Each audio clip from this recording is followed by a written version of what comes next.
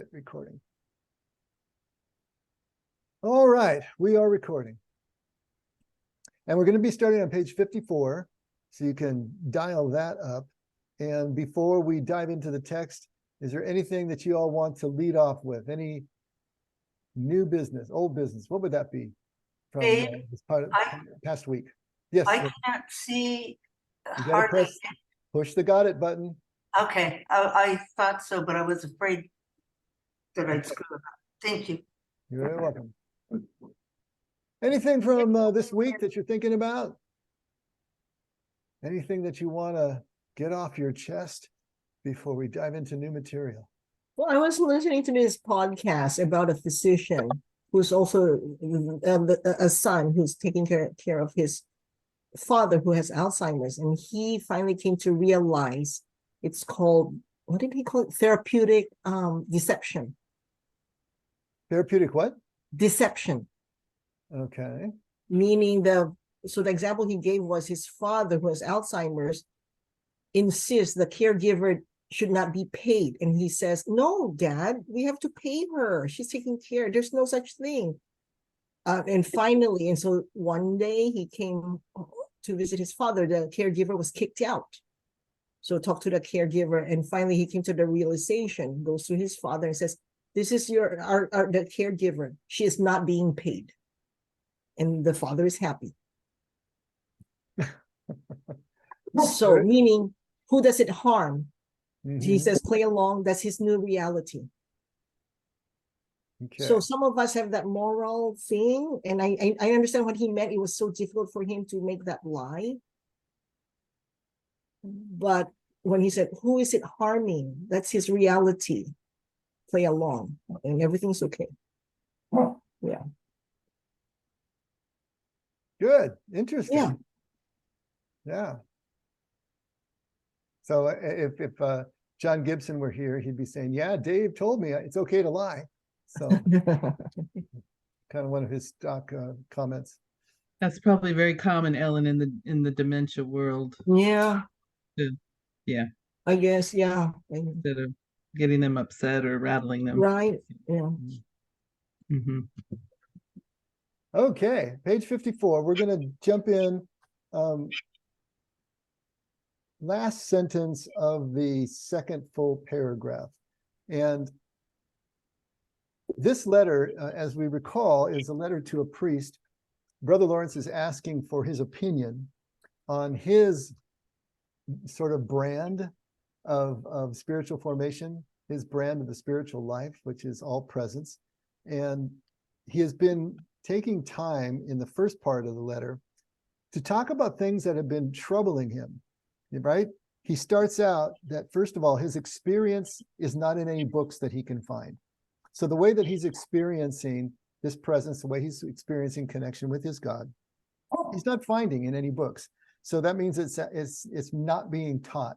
It's not being taught in his monastery, in his abbey, and he can't find it in books. Now that doesn't bother him particularly, but he wants to try to get the impression of this priest. He realizes also, secondly, that he's not following any specific convention that others are following.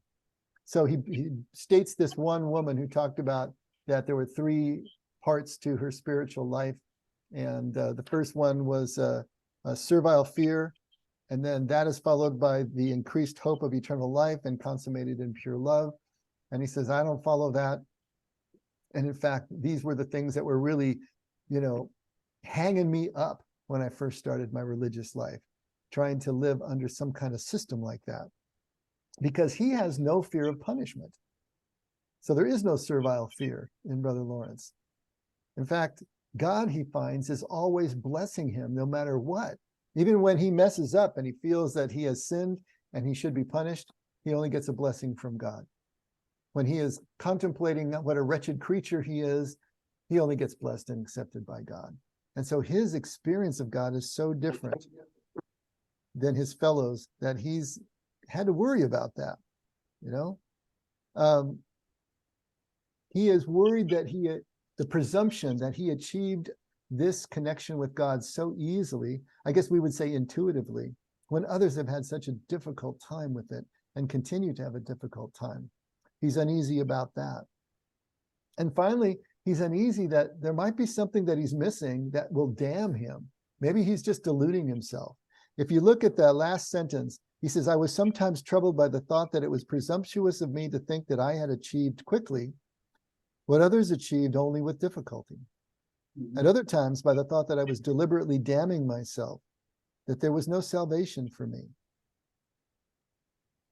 Wow.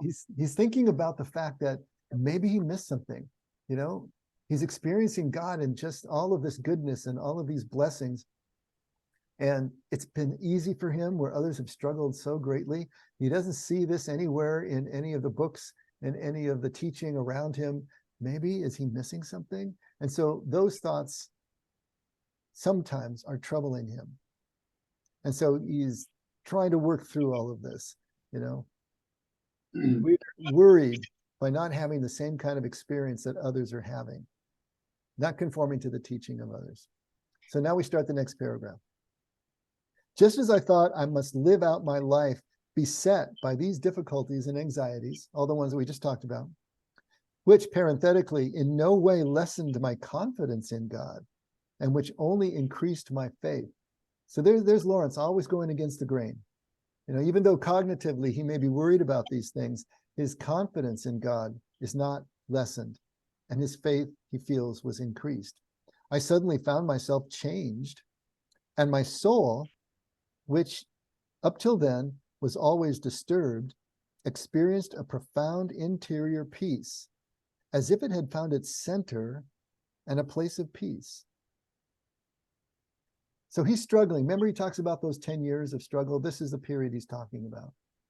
So that first 10 years in the Abbey, he's having a really difficult time. And he's going back and forth and back and forth. And then at some point, he finds himself changed. And his soul, which was then always disturbed, experienced a profound interior peace, as if it had found its center and a place of peace. So there's some sort of breakthrough that he undergoes. Dave, you said it was suddenly. That's really kind of interesting to me. How so, Ken? Well, because in my mind, to get where he got, it's always going to be gradual, and you're never going to know you got there. Like you went from servile fear to this place of contentment in God. And I would have pictured that he said, I slowly found myself changed. I'm just surprised by the word suddenly. Was there like a morning he woke up and suddenly the lights were on? Okay, but let's think about this, Ken. Suddenly after 10 years. Yeah. Okay, well, there's I don't that. want to wait 10 years. I don't want it. I want it now. I want the Vulcan mind grip and I want it now. Okay. Too much to ask. I guess so. I'm I'll with tell you, what, Lon. I'll tell you what, it was 10 years for me too. But, you know, I can kind of liken my experience somewhat to Brother Lawrence's, not in the level of presence that I have attained, because I don't I don't resonate with the kind of presence he has. But from the time that I actually started, when I started in a new church and I really started seriously working on spiritual formation, to the time that I felt I had a breakthrough was about 10 years, from my early 30s to the early 40s. And it wasn't suddenly, but it was suddenly after 10 years. Mhm. So what I figure was happening is that I spent 10 years studying really hard. I was doing it all wrong. I was trying to do it through my mind and through my intellect and through factoids. I was studying and reading and working so hard to apprehend this spiritual peace, this spiritual knowledge that I thought was going to make all the difference. And even though I was banging my head against the wall, because the spiritual life is the exact opposite of that. It's not acquisition, it's relinquishment, right? Mm. But at the same time, I was filling up. And I think when it just got to my eyeballs, there was a moment, and I know I've told most of you this, on the back patio when we were living in Dana Point, where I was sitting there trying to work through what the heck was going on, because I still felt just as neurotic as I did 10 years ago. And yet I've been doing all this work and there should be something to show for it. And then I had this breakthrough moment. And I can still remember, the words that I thought I heard. I didn't actually hear them, but it was just, if God's love is perfect, then God can't love me anymore, and God can't love me any less. And it wasn't the words or the formulation of them as much as this sudden insight Mhm. into God's love that I had been pecking away at for 10 years and never really getting my arms around it. And that moment I did. And from that moment on, the last 20 years, I've been changing, So it was suddenly after 10 years of really banging away at this. It's interesting. Someone called me today, and I just had a conversation with her this afternoon, and she's had the exact same experience where, she's a counselor and she's a clinician, and she knows, all about the unconscious and all about, in other words, she had all the answers in terms of the way of being able to approach her spiritual life. But there was this one piece that never fit. And then she finally was able to just break through about 2 or 3 days ago. And she wanted to talk to me because she's not a practicing Christian, but she found that Jesus was the missing piece, but not Jesus theologically, but Jesus experientially. And the truth is, she finally, I think, just surrendered and submitted that intellectual part of herself to something that was experiential and had this breakthrough. And that's the way I experienced it as well. And so, yeah, suddenly after 10 years, but it can be a moment where you actually have this epiphany. Now, if I hadn't come back and backed it up and started working my spiritual life differently because of that epiphany, then I don't know that it would have taken, quote unquote. I might have probably would have slid back into old forms. But I did take the bull by the horns and move in the new direction that it was pointing me. And we'll see if this woman does. And Brother Lawrence certainly did, because we can have these big conversion moments. We can have these big epiphanies and peak experiences. But if we don't come back the next day and just start showing up and doing the work in this new direction, then it's just going to be a moment in time. And so that's really important, because we put so much importance on that moment as if it exists completely in isolation, that we can lose it if we don't back it up. But it can feel suddenly. But here's the thing. You were saying that you were working so hard in the beginning, and then it was an epiphany about God's love. And then, because any spiritual experience doesn't last. It is like a flash, and it feels so good. And then it is a flash. But then you said you have to do the work. So how was the work changed that epiphany? What did that look like compared to, I know that some part of it is a mindset, but there had to be a paradigm shift.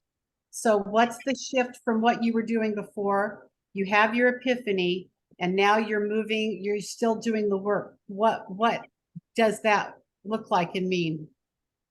For me, what it looked like was stopping worshiping at the altar of intellect, at the altar of knowledge. Stop trying to acquire something that I didn't have, working really hard to acquire something that I didn't have in order to be made whole. In other words, what I needed to do was shift my whole focus. It's not that I stopped reading. Of course, I kept reading, I kept studying, but there was a different attitude toward that study. It's like, yes, I need to keep doing this. I'm still a pastoral candidate. I still have to do this and that and the other thing. But now I realized that it was really the contemplative practice that was the biggest piece, and the piece that I was missing, the piece that was out of balance. And so I really worked on what we have been calling second half of life perspective, the giving away, the relinquishing, metaphorically dropping my nets at the shore and following, instead of trying to hang on to what I always saw as my strong suit, and the part of me that was comfortable, and the part of me that I relied on, instead of relying more on God's presence. So it was a change in attitude, and it was a change in the way that I even conceived what the spiritual life was supposed to feel like. So it was a real sea change for me. And it didn't happen overnight. You know, the suddenly came, but the change didn't happen overnight. I still woke up the next morning just as neurotic as I was 10 years ago, but I had a new direction that has been helping me get less neurotic as I go. And I hope Marion would agree. With that. When you started today, Dave, pardon me, with the sentence, and this is the sentence that I have been focusing on, and reading prior to our meeting tonight. And you know, I was sometimes troubled by the thought that it was presumptuous of me to think that I had achieved quickly what others achieved with only with difficulty. At other times, by the thought that I was deliberately damning myself, that there was no salvation for me. Well, to me, what he's saying there is this is when he was breaking away from the dogma, the dogmatic life that many of the brothers and monks, you know, the way they live, into a spiritual realm. And that just, to me, that's what it said. And it goes on to say, you know, just as I thought I must live out my life beset by these difficulties and anxieties, which in no way lessened my confidence in God, which only increased my faith. So to me, he was being drawn more spiritually to his relationship with God. And he has become more of a spiritual person rather than a person who is, he talks about piety here. I mean, and you know, in my Catholic upbringing, there were these very pious priests and nuns who kind of floated on, you know, about 2 feet off the ground, and you know, to me they were lost. And then I met a couple. I met a couple of priests that were pretty bitching guys, you know, and but they are very deeply spiritually fit, and above and beyond what my perception of the pious ways of someone who's living in that environment. Mm-hmm. This is a very strong, that was a very strong sentence to me. I think another way of looking at, first of all, Lori, did my answer the question that you asked about what was different? The thing that spoke out to me was hanging on to that you thought that brought you such confidence, and it has to, it's kind of the power of intention, but yet it's such an intangible that it's very hard to describe. My biggest challenge is, you know, the erroneous teachings that I was raised with and have had most of my life, and really discovering who God is and how he fits into my life, and letting go of that performance based, you know, that base of performance, the transactional performance based, that I really didn't realize how much a part of me that was. I didn't think it was, I thought I was better than that. That's what I'm saying. I really did. I thought I was better than that. And it's like, well, that's disappointing and shocking, but it has to be let go. Mm-hmm. And you know, really, if we're talking about, you know, what I'm talking about in terms of having to let go of intellect, that's performance-based, of course. I mean, the acquisition of knowledge is all performance-based. And I kept thinking I needed to know more and understand more and have a handle on this. And at some point, you know, that knowledge was what was going to click me over into the experience that I thought I wanted and thought that others had. But yeah, it had nothing to do with performance. That idea that God's love is completely degreeless finally broke through.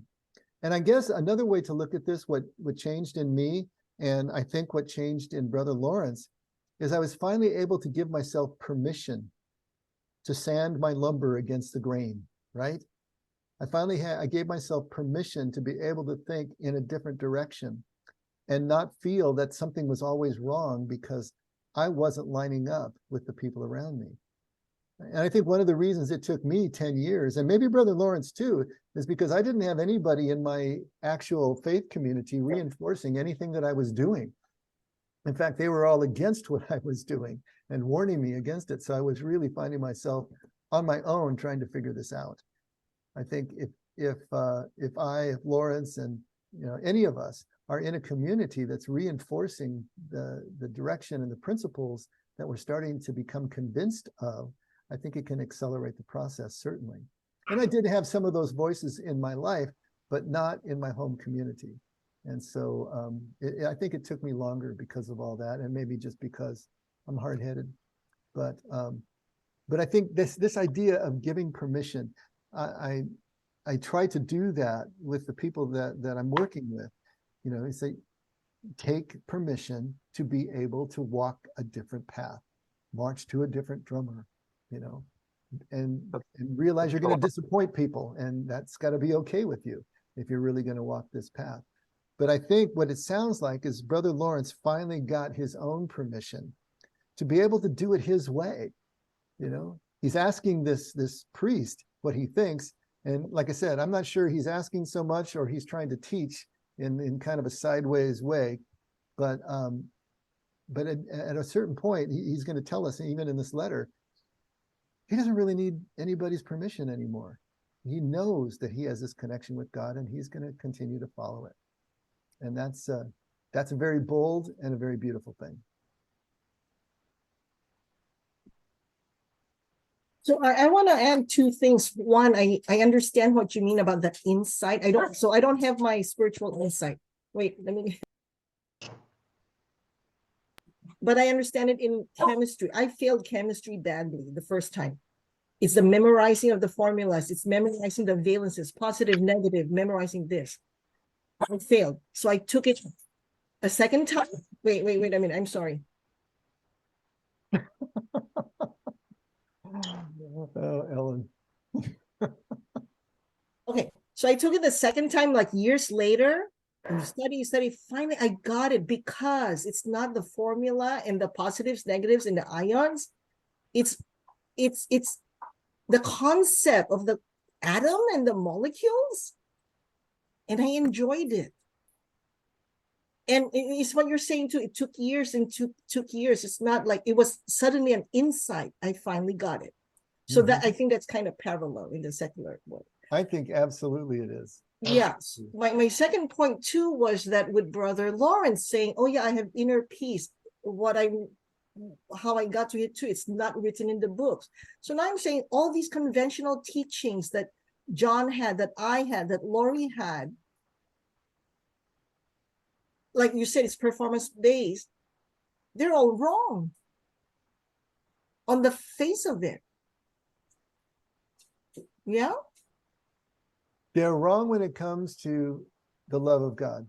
Absolutely. But obviously, life is performance based. So we're going to have to keep jumping through hoops as long as we're drawing breath. But the mistake we make is then to port that over to our relationship with God, where it doesn't have any relevance, where it doesn't make any sense, and it only limits us. And so we have to live life with the second sight, the overlaying of God's love and these spiritual principles on top of the physical ones that we still are going to have to deal with. So it's again, it's kind of a paradox that doesn't resolve, and we can't resolve it. And if we try to resolve it, we're just going to muck things up because we're going to get out of balance. So yeah, God's love does not require performance. Although, and here's the other little caveat to that, it does require performance for us to get ourselves out of the way so that we can see the love that's already there. That takes the hardest work you'll ever do. But it's not to earn the love. The love just exists. But to really be present to that love, to see it for what it is, that takes everything, selling everything that we think we hold dear and we're using for sustenance to be able to just see what's right in front of us. But there's that big difference. We're not earning the approval. We already have that. But we don't believe it until we do the work, this interior work of clearing out all that would obstruct us, obstruct our view from that love. And that is hard work. And it's easy to confuse the two. But again, that is the work of relinquishment, not the work of acquisition. And maybe that's the clearest way that we can describe the difference. We're giving things away. We're letting things go. We're not trying to acquire them and hang on to them. And that feels so different. You know, the only way that I could explain it was it felt more like a pushing off and a falling back into, not a leaning forward and trying to grab something. It was difference in body language. It was different in posture. It was different in attitude, just from the ground up for me. Dave, when I was reading Thomas Keating on centering prayer, he used the word consent like 50 times in the book. And so would consent be kind of part of what you're also talking about? I've been trying to dwell on that word since I read it, and allow God to do, consent to God to do what he's already doing and wanting to do in my life and in my mind. Is that kind of what you're talking about too? I think that's it's another good way to look at it. Does consent work better than surrender? We know surrender works better than submission because we don't like that S word, right? But we're really talking about the same thing, aren't we? Yeah. You know, to consent to this process, to consent to this you know, this approval that God already has, this presence that's already here, to just consent to it, to immerse in it, to surrender to it, to submit to it. I mean, whatever word really works for you, to relinquish into it. You know, And it's a very Ken, I different- was just going to say a comment about the word consent to Ken, and I see it as kind of, I think you've talked about this before too, Dave, the invitation. It's kind of there, but you can sort of sit on the sidelines in the bleachers and not really just observe and look inward and not really be involved. Or you can get in the game and be present. And the invitation is always there. And so maybe it's consent, maybe it's I accept this invitation, step forward into the game, you know. Maybe it's I see it a little bit that way too. So acceptance, there's another word that's a good second half of life word for us. Yeah. How do you visualize it? But the point is that you will get, if you keep working at this, you will get to that breakthrough moment where all of a sudden the concept comes through, kind of like Ellen is talking about. You know, the concept came through to her in chemistry. So it wasn't just about trying to memorize rote formulas and somehow get those to apply, but she got the concept behind the formulas, and then everything makes sense. And then you can actually work with it. And it's the same thing here. Now the concept, getting the concept across, that's mental. But now what do you do with it? Do you now apply it to your life? Look at the next paragraph and see what Brother Lawrence does with it. He says, since that time, since what time? Since the time of that breakthrough, that suddenly, that changed everything. Since that time, I have walked before God in simplicity and faith, with humility and love. I have labored diligently to do so, say and think only what would please him. I trust that when I have done all that I can, he will do with me as he wishes. So this is the follow-up work. He is experiencing a God that doesn't punish. He's experiencing a God that is always love and always present, always here. And no matter what he does in his own judgment, whether he messes up, or whether he sins, quote unquote, or whether he's just a wretched human being, God always holds him close. God always draws him in. God always blesses him. And now, what is he following up with? To continue to walk before God in simplicity and faith. He's not going to build a big ivory tower around this thing. He's still going to be this humble and simple man, steeped in love. And he's labored diligently to do so. See, this is the hard part. We have to, the labor that we do, the difficult part that we do is all this relinquishment. It's not about acquisition. I think that's the clearest way that I can say it. And he thinks and only does what he thinks would please God. And I trust that when I have done all that I can, he will do with me as he wishes. And he's trusting on the fact, kind of like, remember Thomas Merton's famous prayer? You know, I have no idea where I'm going. I have no idea if what I'm doing is actually pleasing to you, Lord. But he said, but I know that my desire to please you is in and of itself pleasing to you. Hmm. And so he's resting on that. Just his desire to please God puts him in the right camp. And I think that's what Brother Lawrence is saying. I trust that when I've done all I can, he will do with me as he wishes, because I think and only do that which I think will please him, even if I mess up, even if I judged incorrectly, even if it blows up in my face, at least my desire to please, as erroneous as it turned out to be, is pleasing to God. That's the follow through. That's the backup. That's the continuing to work and live the epiphany, work and live the breakthrough. Then he says, as to what I am now experiencing, I cannot express it in words. None of us can. We're going to keep trying. You know, we're going to keep throwing words at it, but you can't really express it in words. I have no difficulty with or doubt about my state, as I have no other will but God's, which I try to fulfill in everything I do, and to which I am so resigned that I would not lift a straw from the ground except in accordance with his order, or from any other motive than sheer love of him. Hmm. We're getting to a place, Brother Lawrence is trying to express a place where he has a loss of any sense of personal ego, even personal identity. Do you hear that in there? Mhm. Everything he does is as if the Father is doing it through him.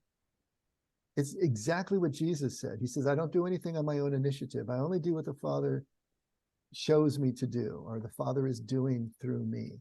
I and the Father are one. There's this sense where his own personal identity is now only realized in the identity of God's presence, than the connection that he feels with God.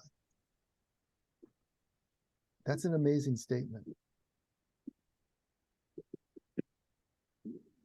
And then he takes that a step further. I've given up all my non-obligatory devotions and prayers and concentrate on being always in his holy presence.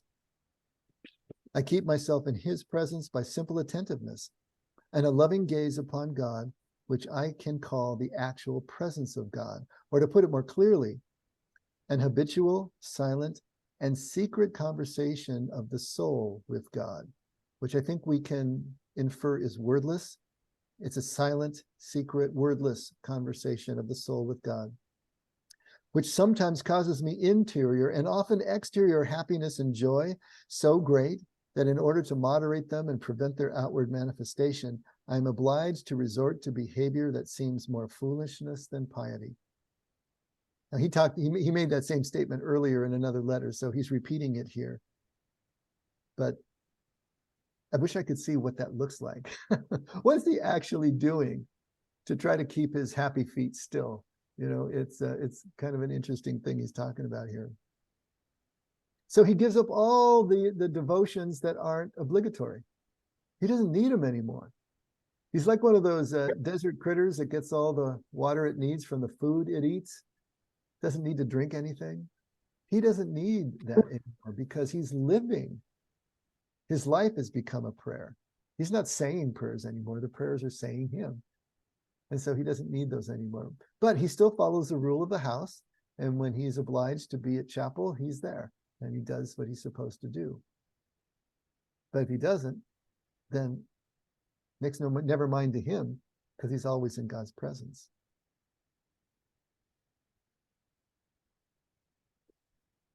In short, Reverend Father, I have no doubt at all that my soul has been with God for more than 30 years. Remember, he's 40 years in the monastery at this point. I pass over many things not to bore you, yet I think it is proper that I indicate to you how I consider myself to be before God, whom I look upon as my King. I regard myself as the most wretched of all men, stinking and covered with sores, and as one who has committed all sorts of crimes against his king. So now we're getting back into the kind of the typical medieval Catholic mindset, right?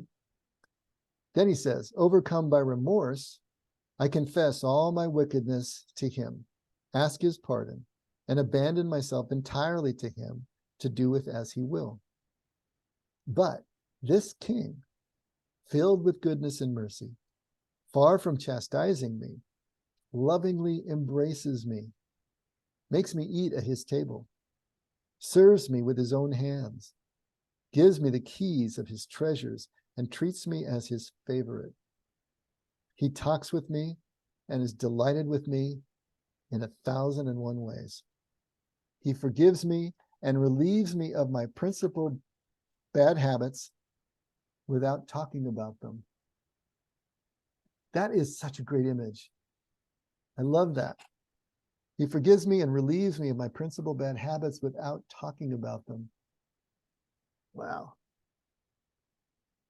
I beg him to make me according to his heart, and always the more weak and despicable I see myself to be, the more beloved I am of God. That is how I look upon myself from time to time in his holy presence. He's basically saying there's no way to disgust God. There's really no way to get on God's bad side. There's really no way to be punished by God. If he just shows up, if he keeps showing up, and every time he shows up, he's God's favorite. He's God's best friend. He's God's beloved. He just has to show up. There's nothing else to get from God, right? Think of David, right? David was always described as God's beloved, but look at the things he did. He had so much blood on his hand that he wasn't allowed to build the temple. He committed adultery with Bathsheba and then had her husband killed to cover up the pregnancy. You know, he was full of all sorts of horrible things. And yet he was always God's beloved because he kept showing back up. And that's what Brother Lawrence is trying to get across. At the same time, Dave, he was also faced the consequences for those things, right? From God. But that doesn't come from God. No. Those are consequences, cause and effect. When God didn't allow him to build the temple, wasn't that from God? Well, you know, this is the way that it is described in the Bible. Who knows what the reason that he couldn't build the temple was? You know, I think really a lot more telling is that the sword never left his home. Yes. His house was in tatters. His son rebelled against him, and so on, Yes. on and on and on and on. You know, Yes. as a result of Sure. the type of environment that he set up in his family. Yeah. That's I get what you're saying. It's not God doing it to him, though. Yeah, I get what you're saying. There's even when there's discipline for a child, the love of the parent is always there. You know, so never lost love for my kid, even if they did something wrong. Mhm. See, this is the epiphany that I had 20 years ago. Was that God's love was such that we're only going to get good things from God, because God is love. He's the source of all goodness and nothing else. That doesn't mean that there's not evil in the world, and it doesn't mean that bad things don't happen to good people. But in this real way, it's not coming from God. We don't need to fear God in the sense of being afraid of him. We don't need that servile fear. That's what my epiphany was about. And I'm seeing that mirrored in Brother Lawrence's epiphany. But each one of us is going to have our own. This isn't something that can be transferred from one person to another. Jesus can't even transfer that to you. It's something that you're going to have to experience for yourself. But what Jesus is trying to do is to show us the way of removing all the blockages, all the impediments, all the distractions, so that we can actually see who this Father is. And that truth that we see and find is what's going to make us free from the servile fear. But I like it that if you look up at that top paragraph, he doesn't feel that way all the time, because it says, that is how I look upon myself from time to time in his holy presence. Right. So, hey, that gives me hope. because otherwise I'm kind of feeling like Chutes and Ladders here. Mm-hmm. Yeah, I'm there- with. yeah, from time to time, he sees himself as despicable, but then he comes back to God and it makes no never mind. He's still drawn in and embraced. And because of that repeated experience that he has, he's gone this completely different way in his spiritual life, which also caused him some distress, because why is he out here all alone? You know, basically.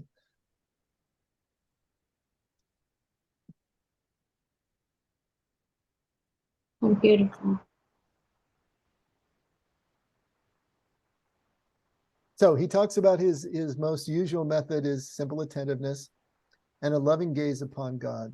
So that inward reflection, I suppose you could say, an awareness of God's presence in everything that we're doing. And that gives him this sense of being united and a sense of satisfaction. So my most usual method is this simple attentiveness and this loving gaze upon God, to whom I often feel myself united with greater happiness and satisfaction than that of an infant nursing at his mother's breast. Also for the inexpressible sweetness which I taste and experience there, if I dared use this term, I would willingly call this state the breasts of God. Ooh. Ooh, ah. Now, in that other translation, they called it, instead of the breast of God, they called it nursed by God, which is, I suppose, a little bit more, PG. But this idea of the breast of God is something that I don't think we should really shy away from, because, and we talked about this before, El Shaddai is one of the Hebrew names of God, which literally means mighty teat or mighty breast, because the way that the Hebrews looked at God was as this provider, the way a mother provides for the child, the all-inclusive sustenance, of the mother's milk, is the way they understood God was providing for them as well. And so there is that imagery there that is so powerful. And it also points to God as having the attributes of mother as well as father, for a change. Mm-hmm. But this idea of being nursed by God, that if you've ever watched a child nursing, I mean, they're just in complete repose and all is right with the world, right? And that's how he feels when he's in this state with God, the state of presence. If sometimes by necessity or weakness I am distracted from this thought, I am soon recalled to it by interior emotions so delightful and so entrancing that I am ashamed to speak of them. Why would he be ashamed to speak of them, do you think?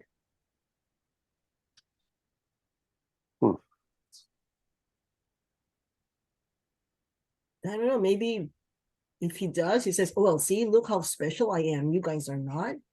Like this, right? Remember you gave an anecdote of this, I think it was a monk, and he's like levitating and saying, get down from there. You're too, too, the hubris of it. Yeah. Mm-hmm. Yeah. Those consolations, right? Yeah. You there, get down, grow up, join your brothers, get back to work, that sort of thing. So yeah, I think that could be part of it. Mhm. He feels that he would incite the envy of the others if he tried to talk about the type of relationship that he had with God. The other flip side of that is to have something so holy that it's really hard to express it into words to give it transferable meaning. Mm-hmm. That Yeah. in some, because I've been in situations where I just can't speak, and it's just words don't describe what I feel. Absolutely. I would wonder if it's also the ashamed to speak of them, that they would look irreverent of God. In other words, that you're treating God so intimately that others would hear it as being irreverent. Mm-hmm. That you'd be that close to God intimately. I was in a Bible, a Sunday night thing at the Vineyard Church, and we were talking about the Holy Spirit and different things came up. And I don't remember how this segued into it, but one woman at the table said, "Oh, I would never call God Abba." And I'm like, but the Bible uses that word, and Jesus taught us that, and Paul used it. And she said, yes, but it's so irreverent. She actually used that word. And I'm like, wow. And that just came to me just now, talking about irreverence, that this just happened a few weeks ago. So maybe that's what he means too, the familiarity. Mhm. Yeah, if you think that's irreverent to be that intimate with God, you know, that's spoken by someone who just hasn't yet experienced that intimacy. You know, Right. God's still way far up, you know, on top of the mountain, on top of the throne, and the King of the universe, and up on the pedestal, and to think of them as Daddy, to think of them as being that familiar, is just not computing, and is chipping away at the walls of their fortress, the way that they look at things. Yeah. I think all of these are valid reasons. The one, of course, that I'm thinking of also is that it wouldn't be received well because it doesn't fit the theology and the culture of that time and day. You know, they're not going to receive it well because they're looking at things in a different way, maybe that irreverent way that we were just trying to describe. And so he would be opening himself up for that kind of admonishment, ridicule, criticism, whatever, envy. I mean, all these things. But it's so delightful to him that he feels ashamed to even speak about it for all these different reasons. And maybe the last one is that he himself feels that he doesn't deserve it. I mean, over and over again, he talks about how he doesn't deserve all these things that God keeps giving him. So not only is it not culturally approved, but he just doesn't deserve it. And so he kind of keeps it to himself. He's letting it out here to this priest and trying to get some opinions, but yeah. So there's all of this psychological stuff going on as he's trying to make sense. But the beautiful thing, once again, about Brother Lawrence is even though he has all of this stuff spinning around, he never lets it paralyze him or keep him from continuing to show up to God's presence. And every time he does, you know, he gets this God who can't be outgiven.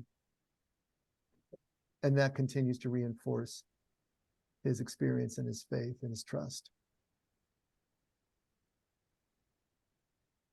He says, if sometimes by necessity or weakness I am distracted from this thought, I am soon recalled to it by interior motions so delightful, so entrancing that I'm ashamed to speak of them.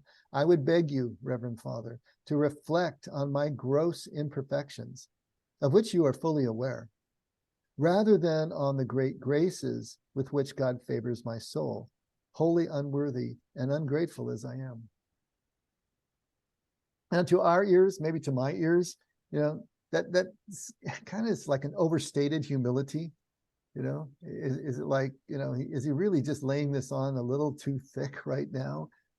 But I think for what we know about Brother Lawrence is that it seems from his personality and from his perspective to be wholly sincere. You know, he's just saying, you know, I'm unworthy, I'm ungrateful, I'm just undeserving, and yet I keep getting these things, you know. And it's interesting, but we were talking about Brene Brown on Sunday, or I should say I was talking about Brene Brown on Sunday. And, you know, she was talking about connection being the whole purpose and reason that we're here. And what keeps us from connection is shame, which is the fear of disconnection. Well, isn't that exactly what Brother Lawrence is voicing here? What he's ashamed to say, his shame is this fear of disconnection, that he is unworthy, he's ungrateful, he's undeserving of this connection of God. And yet the way that typically works in human relationships is that fear of disconnection causes us to put up our defenses, to project out what we think people want to see from us so that they won't run screaming from the room if as they would if we really showed them who we are. But at the same time that Brother Lawrence has this sense of shame, he still is vulnerable. He still continues to show God exactly who he is, just to show up. And he connects with God because he shows up and he's vulnerable and he drops his defenses. There's a real just anomaly here in Brother Lawrence. Because of the way that he feels and the way that he sees himself, you think that he'd be in fetal position in the corner of the room, but he's not. He just keeps showing up, does what he does. At least it's showing that it can be done. Even if we're still feeling a little neurotic, right? Even if we're still feeling unworthy, we can still show up. And then over time, the trustworthiness and the love of God becomes proven to us. And I think that's something that Brother Lawrence is definitely showing us how to do.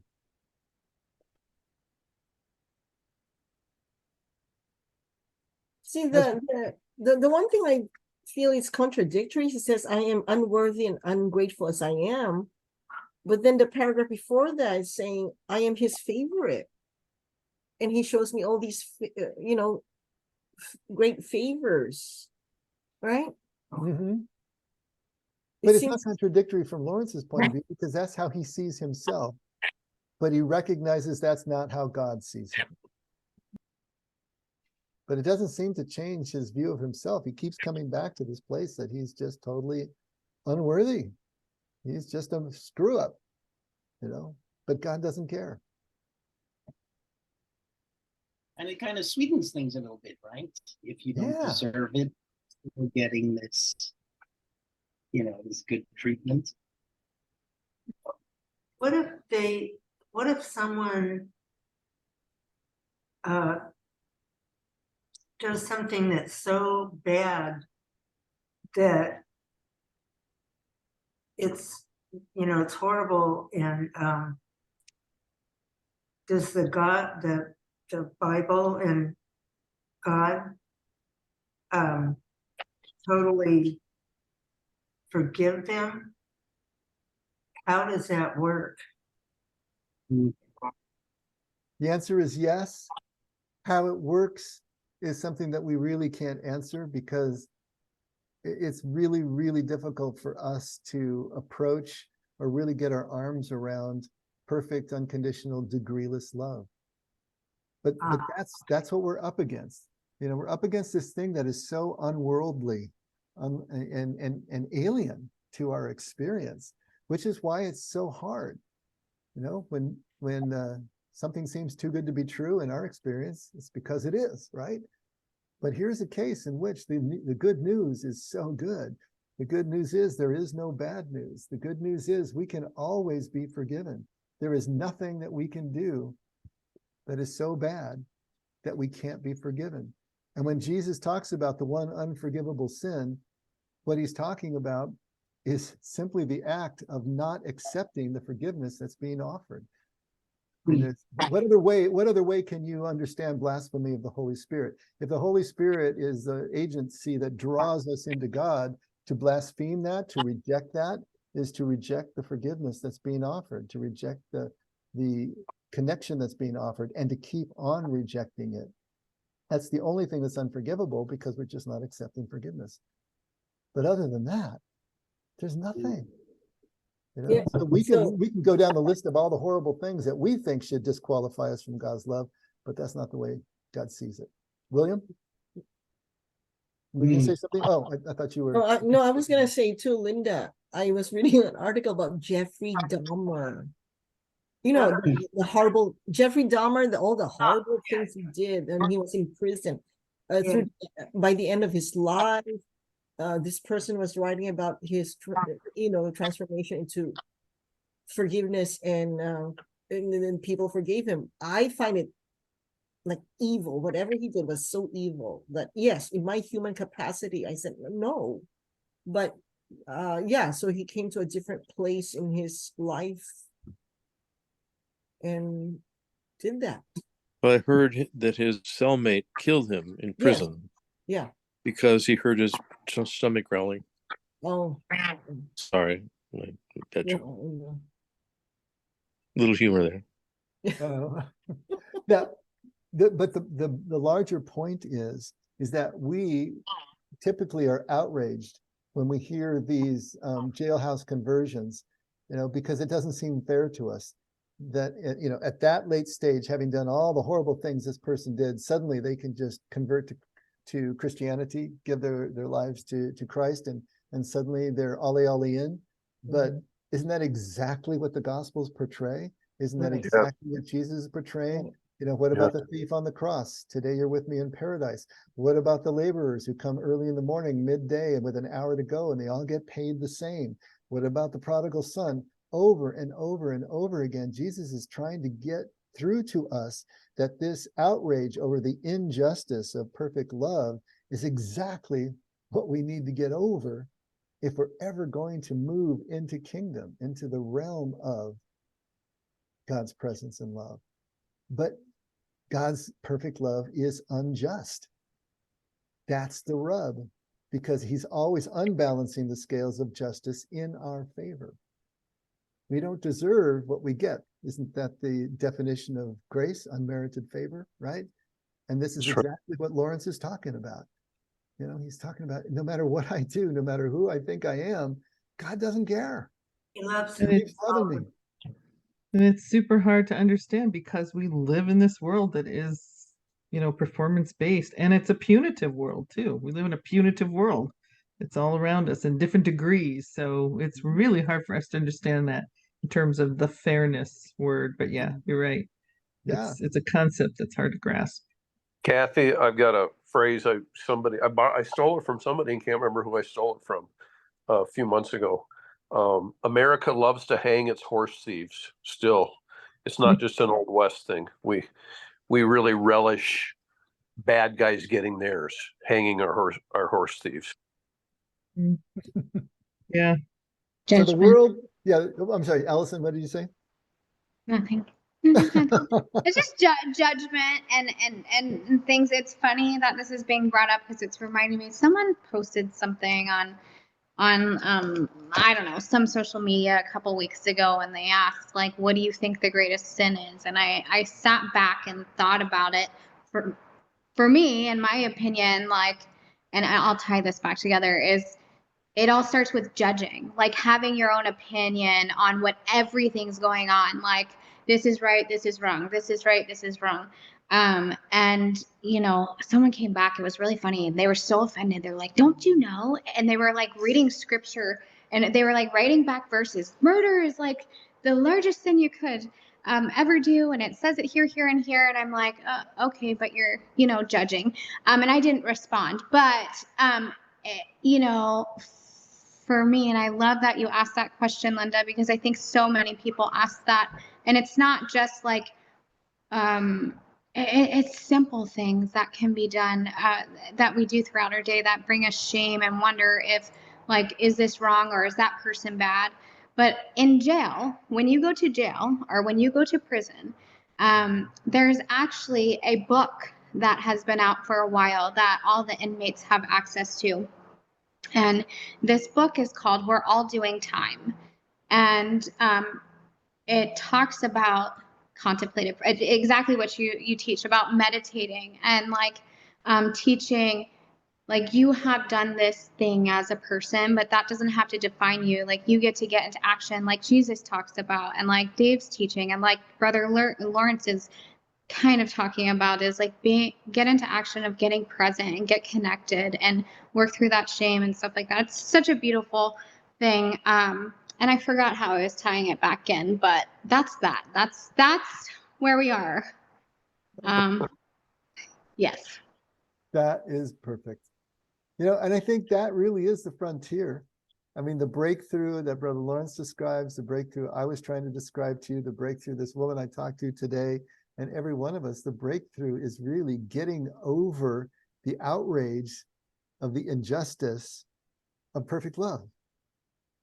When we can do that, when we can finally rest in the fact that, you know, it doesn't matter how or when you show up, just show up, and you're going to get the full blast of God's love, because it can't be turned down. It can't be turned away. It can't be altered or attenuated in any way. That is David, just I don't know humongous. if you don't know if you remember the song title, or it was a line in the song called "Shameless Love." No, I don't. It's a song. It's meant in the song theme is about when God loves us, he does it shamelessly, without shame, no matter how much we don't deserve it, whatever our plight in life is, he still loves us in a shameless way. He just runs to us like the prodigal father. Yeah. I like it. I think I've Wonderful heard song. other people have said also, I hear people say it all the time, and maybe it's just it's a justification they can live with when they say, well, it's not for us to judge, that's between them and God. So let God handle that with that person, whatever it is that they've done, it's really between God and that person, and it's not ours to judge. So it sort of relinquishes us of that fairness rule and getting into the who did what, and it's really. And at the end of the day, if we truly believe that person will probably be forgiven, and then that's just the way it is. That's God. And yet at the same Or time, God will get him. Or yeah, God will get, you'll be judged by God. I've heard that too. You're going to be judged by but at the God. same time, that doesn't mean that we have to parole them early. Okay? Exactly. Two separate things. All right. Exactly. All right. What he did, right, or her. Yeah. Right. Macro, micro, right, Dave? And micro and macro, absolutely. Okay, we got to leave it there because it's getting time, but I think No, it reminds me of Leslie Van Houten. Well, yeah, there you go. Okay, all right, that's it. He's That's right. That's Okay. today's news, right? So Yes, there yes. you go. Yeah.